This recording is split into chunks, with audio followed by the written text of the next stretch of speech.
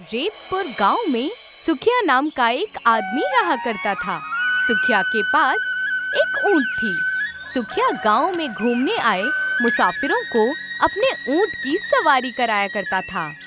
एक दिन सुखिया अपने 20 साल के बेटे मोहन से कहता है, मोहन, तुम दिन भर घर बैठे रहते हो, क्यों ना मेरे साथ चलकर मेरे काम में हाथ बटाया करो। अब्बू, किसी जमाने में हमारे घर में हमारे पास 20 ऊंट हुआ करते थे। आज सिर्फ एक ऊंट रह गया है, उससे हमारी आमदनी ही कितनी हो पाती है। बात तो तुम ठीक कह रहे हो मोहन, लेकिन हम कर क्या कर सकते। अब्बू, कल को हमें पूजा का निकाह करना है। आप क्यों नहीं समझ रहे हैं कि इस आमदनी में उसकी निकाह नहीं हो सकती। लेकिन हम करें क्या मोहन। अब्बू, कस्बे के दबंग बलराम ने बेईमानी से हमारे सारे ऊंट छीन लिए। अब उसकी सारी नजरें हमारे इस आखिरी ऊंट पर है। सोचिए अब्बू, अगर वो इस ऊंट को भी हमसे छीन लेगा तो फिर हम क्या करेंगे। मोहन की बात सुनकर सुखिया घर से बाहर निकल गया कि तभी रेतपुर का दबंग बदमाश बलराम का नौकर हीरा सुखिया के पास आकर कहता है, मैं तुम्हारे ही घर आ रहा था सुखिया। क्या हुआ भाई, क्या मुझसे कोई गलती हुई है। गलती तो तुम्हारे अब्बू से हुई थी सुखिया, जिसने हमारे मालिक बलराम से अच्छा खासा कर्ज लिया था, जिसका ब्याज तुम आज तक चुका रहे हो। बलराम सेठ ने तुम्हें याद किया है। कुछ ही देर में सुखिया बलराम की हवेली के अंदर बलराम के सामने खड़ा होता है। सुखिया, इस महीने के ब्याज के रुपए मुझ तक नहीं पहुँचे। बलराम सेठ, मैं अपने अब्बू का कर्ज चुका चुका कर कंगाल हो गया हूँ। आपने हमारी पुरखों की हवेली मुझसे छीन ली, मेरे 20 ऊंट भी मुझसे छीन लिए और मेरे पास अब एक ही ऊंट बचा है, इसीलिए अब मेरे पास देने के लिए कुछ नहीं है। अरे तुम्हारे पास जो एक ऊंट है ना, वो मुझे दे दो। ऐसी बेईमानी मत कीजिए बलराम सेठ, उसी ऊंट से तो मेरा घर चल रहा है, मेरा खानदान बर्बाद हो जाएगा। देखो, तुम्हारी बीवी तो पहले ही मर चुकी है सुखिया, और तुम्हारा बेटा 20 साल का हो चुका है, उसे मेहनत मजूरी करने को क्यों नहीं कहते। बलराम सेठ, मैंने तुम्हारे जितने भी अत्याचार सहने थे सह लिए, लेकिन अब मैं यहाँ से जा रहा हूँ। सुखिया वहाँ से चला गया। सुखिया बलराम की हवेली से कुछ ही दूर चला था कि तभी एक ट्रक उसे कुचलता हुआ चला गया। सुखिया की मौके पर ही मौत हो गई। सुखिया के बेटे मोहन ने अपने पापा का अंतिम संस्कार कर दिया और घर पर आकर फूट फूट कर रोने लगा। रो मत भैया, अगर आप ही हिम्मत हार जाओगे तो फिर मुझे कौन संभालेगा। पापा के बाद आप ही मेरा सहारा हो भैया। अपनी बहन की बात सुनकर मोहन खामोश हो गया। अगले दिन मोहन सोकर उठा ही था कि तभी बलराम कुछ गुंडे लेकर वहां आ पहुंचा। अपना घर खाली कर दो मोहन, और चुपचाप अपना ऊँट मुझे दे दो। तुम्हारा वो ऊँट मेरे ब्याज की आखिरी किश्त होगी, और तुम्हारे घर तुम्हारे पुरखों द्वारा लिए गए कर्ज की असली कीमत, जो कि मैंने तुम्हारे दादा को दी थी। मैं तुमसे नहीं डरता बलराम। तुमने न जाने अब तक कितने ही कस्बे के असहाय और गरीब आदमियों की झूठ बोलकर हड़पी है, और मेरे दादा के देहांत के बाद तुमने मेरे अब्बू को भी बर्बाद कर दिया। अबे तुम्हारे दूध के दांत भी नहीं टूटे बच्चे, मेरा मुकाबला करोगे। मेरा मुकाबला तो तुम्हारे अब्बू और दादा भी नहीं कर सके, तो तुम क्या खाक करोगे। इतना बोलकर बलराम अपने गुंडों से कहता है, देखते क्या हो, मोहन के घर पर कब्जा कर लो और मोहन और उसकी बहन को धक्के देकर घर से बाहर निकाल दो। बलराम के गुंडों ने मोहन और उसकी बहन पूजा को उसके ही घर से बाहर निकाल दिया। दुष्ट पापी, तूने हमारा सब कुछ छीन लिया। कम से कम हमें हमारे घर से हमारे पापा की कुछ आखिरी निशानियां तो ले जाने देता। पूजा ने इतना कहा ही था, बलराम पेंटिंग पूजा के हाथ में पकड़ाता हुआ कहता है, तुम्हारे अब्बू को अपना ऊँट बहुत प्यारा था, लेकिन हम तो तुम्हें तुम्हारा ऊँट नहीं दे सकते, लेकिन तुम ये ऊँट का तस्वीर लेकर जा सकते हो। इस ऊँट का तस्वीर देखकर अपने अब्बू को याद करना, पूजा उस तस्वीर को पकड़कर अपने भाई मोहन के साथ रोती हुई वहाँ से चली गई। वो दोनों गांव की सीमा पर पहुँचे ही थे कि तभी गांव के मुखिया ने उन दोनों को रोक लिया। तुम दोनों को कहीं जाने की जरूरत नहीं है। तुम दोनों आज से मेरे घर पर रहोगे। नहीं मुखिया जी, मैं आपका यह एहसान नहीं ले सकता। तुम्हारे अब्बू और तुम्हारे दादा ने मेरे अब्बू पर बहुत एहसान किए थे, अब ना मत करना।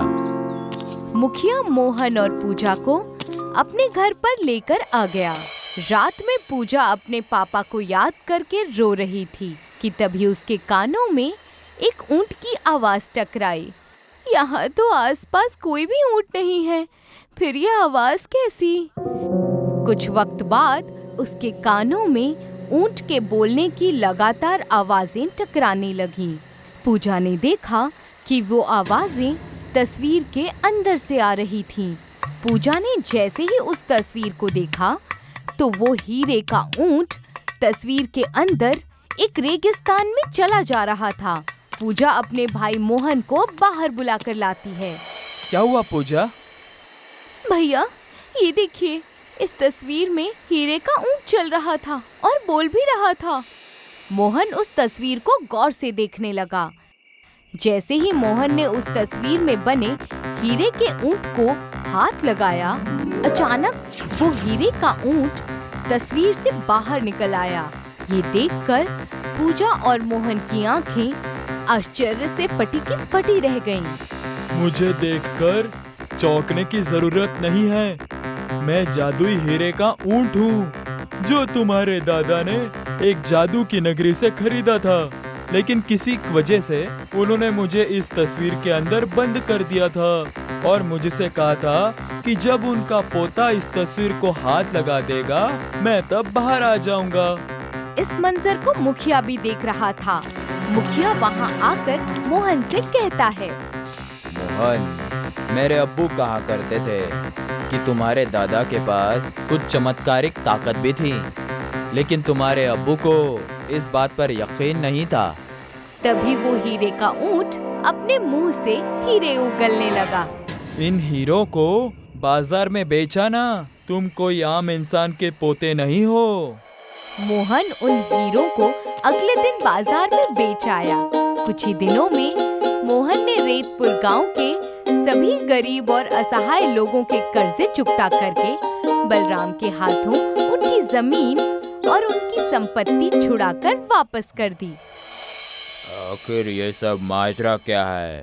इस मोहन के पास आखिर इतनी दौलत कहाँ से आ गई? मैंने तो उसे और उसके अब्बू को कंगाल कर दिया था। बलराम सेठ, पूरे रेतपुर कस्बे में चर्चा है कि मोहन के पास एक हीरे का ऊंट है। जब से वो हीरे का ऊंट मोहन के पास आया है, सुना है कि वो हीरे का ऊंट अपने मुंह से हीरे उगलता है। यकीन तो मुझे भी नहीं था।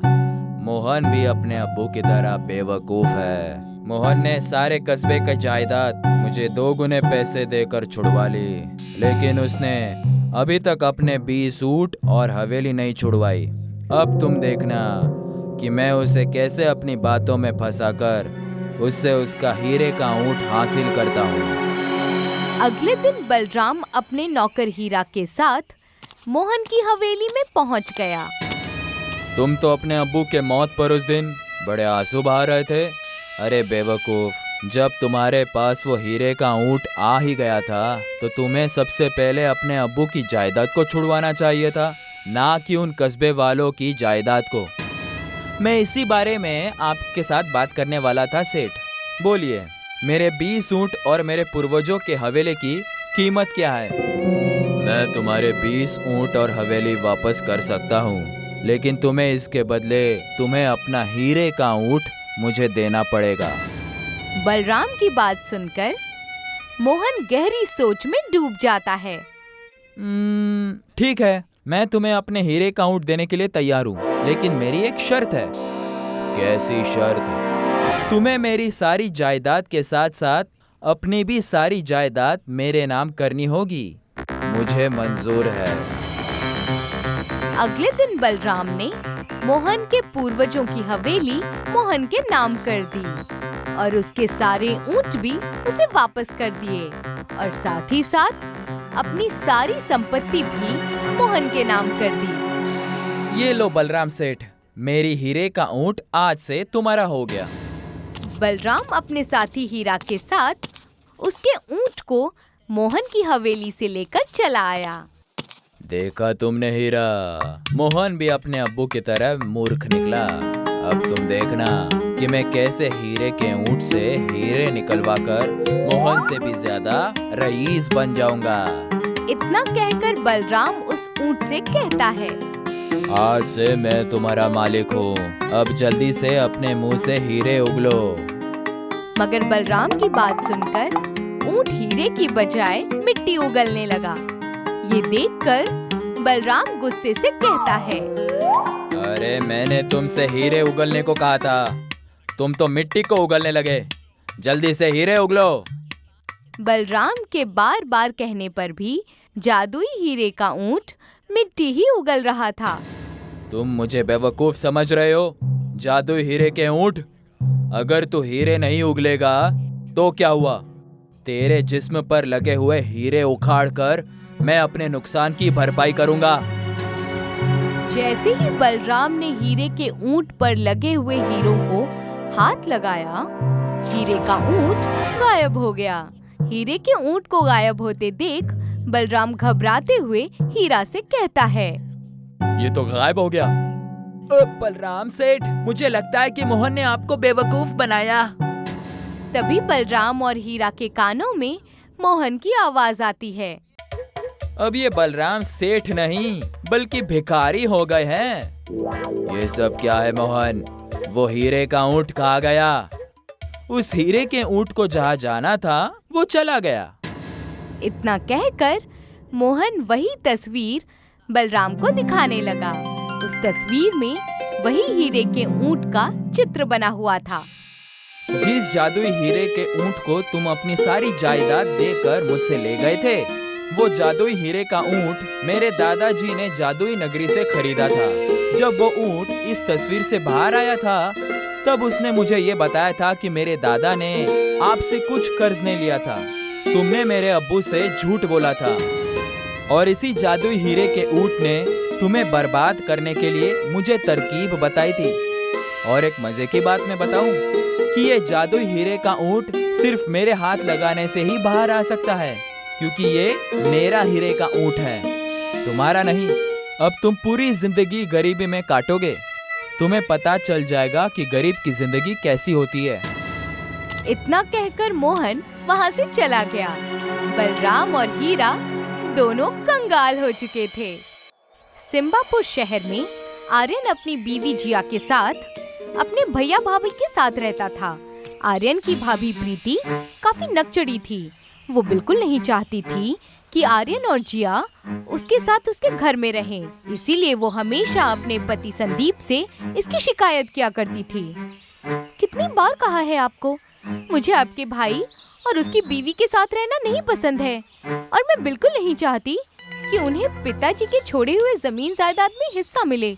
मैं खुद ही यही चाहता हूँ भाग्यवान, इसीलिए आज मैं कोर्ट में जाकर आया हूँ और एक वकील को घूस खिलाकर एक फर्जी वसीयत के कागज तैयार कर दिए हैं, जिसमें साफ साफ लिखा है कि अब्बू जाने से पहले सारी चीजें मेरे नाम कर गए थे। अब बस कल सुबह की देर है। वाह पतिदेव, क्या तरकीब लगाई है आपने। आर्यन और जिया बर्ताव के बहुत अच्छे थे। घर का सारा काम जिया अकेले किया करती थी और आर्यन अपने पापा की बिरयानी की दुकान में काम किया करता था। अगले दिन का सूरज उगता है। संदीप और प्रीति आर्यन और उसकी बीवी दोनों को घर से निकाल देते हैं। भैया, ये आप नहीं कर सकते। दीदी, हमसे क्या भूल हो गई? आप हमें घर से निकाल देंगी तो हम कहाँ जाएंगे? कहीं पर भी जाओ, बस मेरे घर पर वापस मत आना। और आर्यन, तुम्हें काम पर आने की अभी जरूरत नहीं है। उस बिरयानी की दुकान को भी अब्बू मेरे नाम पर करके गए हैं। अब जाओ तुम दोनों और खुद का कुछ कर लेना, लेकिन वापस यहाँ मत आना, समझे? रहने की ही बात है तो थोड़े दिन किसी रेलवे स्टेशन पर सो जाना। गरीब लोग वहीं पर तो सोते हैं। आर्यन अपनी बीवी को सिम्बापुर रेलवे स्टेशन चला जाता है और खाने के लिए कुछ चीजें लेता है। वो पूरा दिन उसी रेलवे स्टेशन पर बिताते हैं। ना सिर पर छत, ना बदन पर चादर। जैसे जैसे दिन बीत रहा था, खाना भी कम हो रहा था। हम खाएंगे क्या? खाने के लिए कुछ नहीं बचा है। तुम फिक्र मत करो, यही ठहरो, मैं कुछ करता हूँ। आर्यन थोड़ी दूर जाकर लोगों से खाने की भीख मांगने लगता है। खाना, खाना, किसी के पास कुछ खाना है तो खाना दे दो। मेरी बीवी भूखी है, खाना दे दो, कोई तो कुछ दे दो।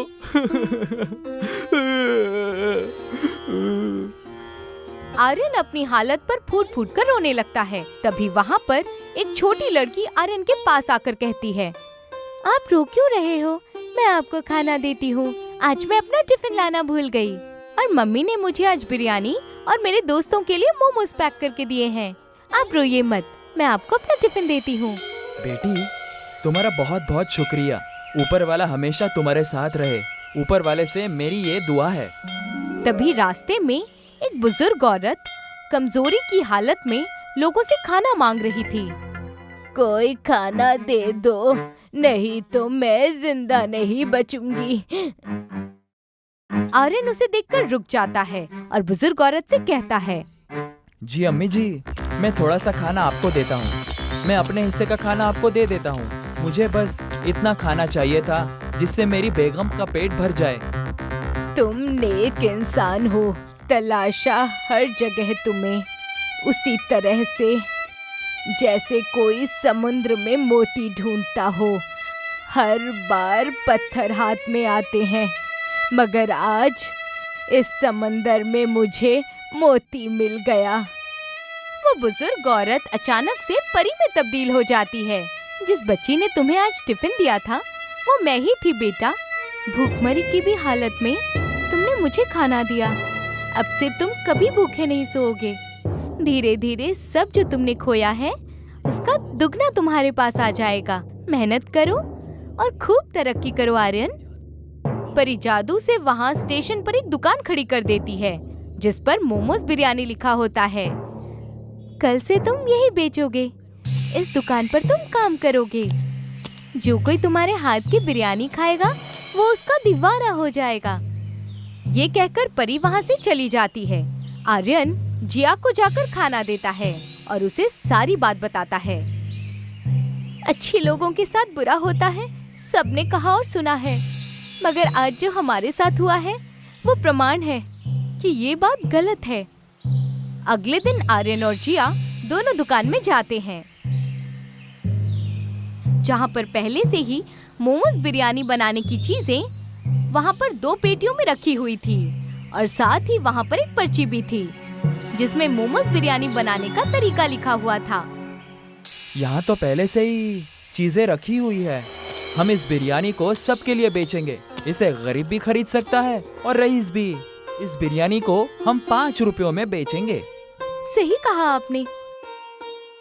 आर्यन और जिया मोमोज बिरयानी बना लेते हैं और उस मोमोज बिरयानी को रेलवे स्टेशन पर 5 रुपए में बेचना शुरू कर देते हैं। कुछ वक्त बाद वहाँ कई सारे लोग उनकी बनाई हुई मोमोज बिरयानी खाने चले आते हैं। बेटा, शुक्रिया, तुमने हम गरीबों को अपने ध्यान में रखकर ये अनोखी मोमोज बिरयानी 5 रुपयों में बेचना शुरू कर दी। हमने भी दिन सहे हैं, हमें पता है कि कैसा लगता है।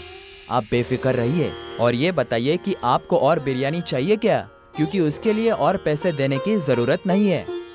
धीरे धीरे आर्यन और जिया की मोमोज बिरयानी पूरे शहर में मशहूर हो गई। सब लोग उसकी दुकान पर 5 रुपए की मोमोज बिरयानी खाने आने लगे। कई शहरों के रईस लोग भी 5 रुपए वाली मोमोज बिरयानी खाने आते और उसे कई सारे पैसे देकर जाते। ये खबर हवा की तरह संदीप और प्रीति तक भी पहुंच जाती है। ये मैं क्या सुन रही हूँ पतिदेव? आर्यन और जिया फिर से रईस बनते जा रहे हैं।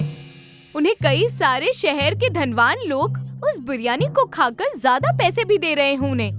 जानता हूँ, मुझे भी समझ में नहीं आ रहा है। सब तो हमने उससे छीन लिया था, तब उसके पास ये दुकान खोलने के पैसे कैसे आ गए?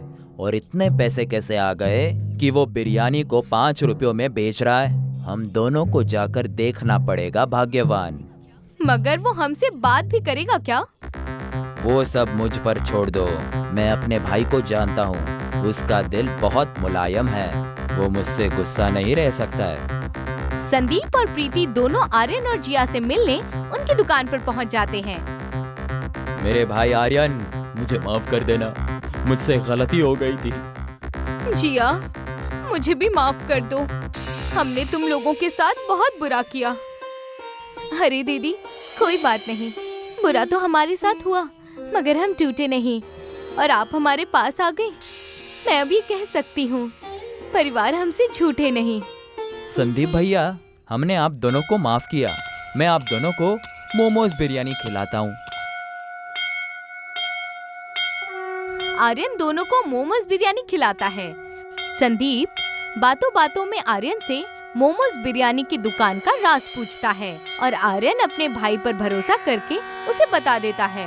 भैया, हम 5 रुपए में इस मोमोज बिरयानी को इसलिए बेच पा रहे हैं क्योंकि इस दुकान में 2 पेटियां हैं जिसमें हर रोज अपने आप मोमोज बिरयानी बनाने की चीजें अपने आप आ जाती है और पर्ची में मोमोज बिरयानी कैसे बनाते हैं वो भी लिखा हुआ है।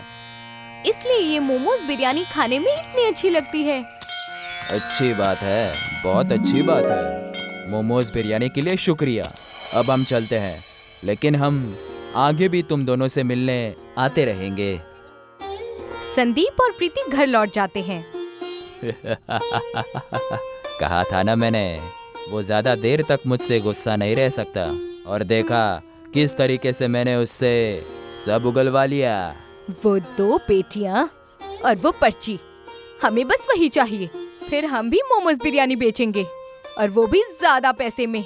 सोचो सोचो पतिदेव, कितने पैसे होंगे हमारे पास।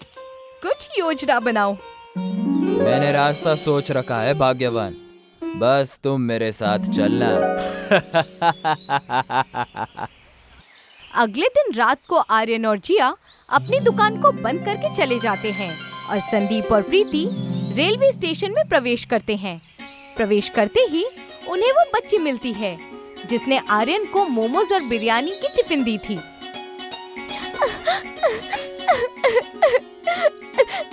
मैं रास्ता खो चुकी हूँ, अंकल जी मेरी मदद कीजिए, मुझे घर छोड़ दीजिए। ए लड़की, यहाँ से भाग, जा यहाँ से, किसी और से मदद मांग। अरे, एक बच्ची यहाँ कैसे आ गई? समझ नहीं आता क्या? निकल यहाँ से। वो बच्ची रोते रोते वहाँ से चली जाती है। संदीप और प्रीति आर्यन की मोमोज बिरयानी की दुकान पर पहुँचते हैं। देखो, यही है वो पेटियां जिसमें हर दिन उस अनोखी मोमोज बिरयानी बनाने की चीजें अपने आप आ जाती हैं। और वो रही पर्ची जिसमें उस मोमोज बिरयानी बनाने को तरीका लिखा है। कितना भोला है मेरा भाई, ऐसी चीज को इतनी आसानी से छोड़कर कैसे जा सकता है? बेवकूफ भाई है मेरा, इसीलिए मैं बहुत रईस हो जाऊंगा। संदीप और प्रीति उन दोनों पेटियों और पर्ची को उठाकर जाने लगते हैं। तभी उन्हें बीच में एक बुजुर्ग औरत नजर आती है जो उन दोनों से मदद मांगती है। कोई मेरी मदद करो, कोई मुझे कुछ खाने के लिए दे दो, बड़ी भूख लग रही है। बेटा, पेटी में से कुछ खाने के लिए दे दो। नहीं नहीं, हमारे पास आपको देने के लिए कुछ नहीं है। जैसे ही वो ये शब्द कहता है, वो बुजुर्ग औरत परी में तब्दील हो जाती है और वो उन दोनों से कहती है, मैंने 2 बार रोकने की कोशिश की तुम दोनों को अपने कहर से बचाने की, मगर लालच को मैंने तुम्हारे अंदर वास करते देखा। नहीं मिलेगी माफी तुम दोनों को इस गुनाह की। रईस होना था तुम दोनों को, अब सब छीन लिया जाएगा तुमसे। कूदता तुम्हारा मन पैसा देखकर, अब कूदते रहना जिंदगी भर एक मेंढक की तरह। संदीप और प्रीति मेंढक में तब्दील हो जाते हैं। अगली सुबह होती है, आर्यन अपनी दुकान खोलता है और उसे वो दोनों पेटियां अपनी जगह पर ही मिलती हैं, जैसे पिछली रात को कुछ हुआ ही ना हो। शहर में आर्यन आगे और कई सारी जगहों पर अपनी 5 रुपए की मोमोज बिरयानी की दुकान खोल लेता है और अपनी जिंदगी आराम से जीता है।